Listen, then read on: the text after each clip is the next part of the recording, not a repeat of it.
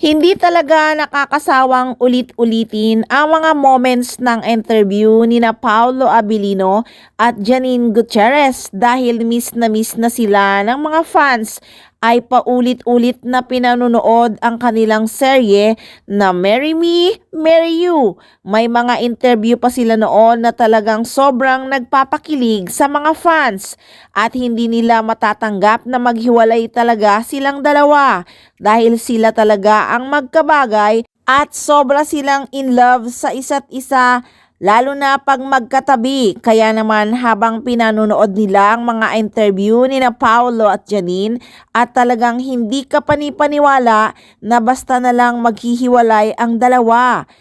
May tinanong pa nga si Darla noon kay Paolo Abilino kung selosa ba si Janine Gutierrez. Sagot ni Paolo, nako grabe magselos si Janine. Ayoko na lang sabihin baka masira si Janine sa mga fans.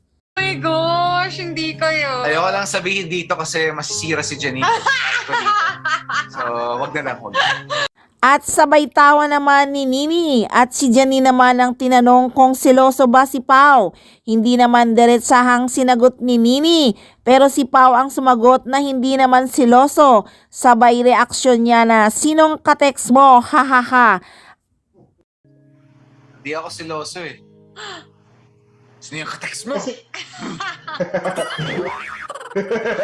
At tinanong pa nga sila kung kinikilig pa rin ba sila sa isa't isa nung matapos na ang Marry Me, Marry You. At inamin naman ni Paolo Abilino sino ba naman daw ang hindi kikiligin dahil napakaganda ni Janine Gutierrez na parang buhay na manika ang aktres. Kaya naman sobrang manghihinayang talaga ang mga fans sa pagmamahalan ng dalawa kung mauuwi lang sa hiwalayan.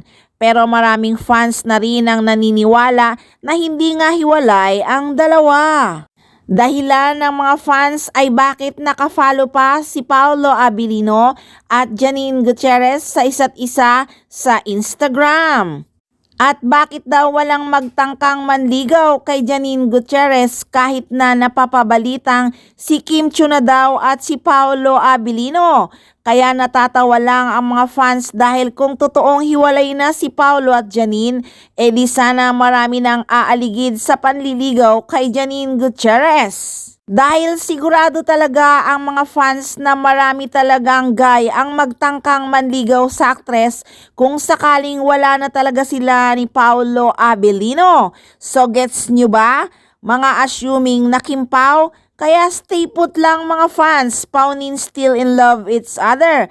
Kaya wag bibitaw, tutok lang palagi, dito lang sa Maarteng Machika.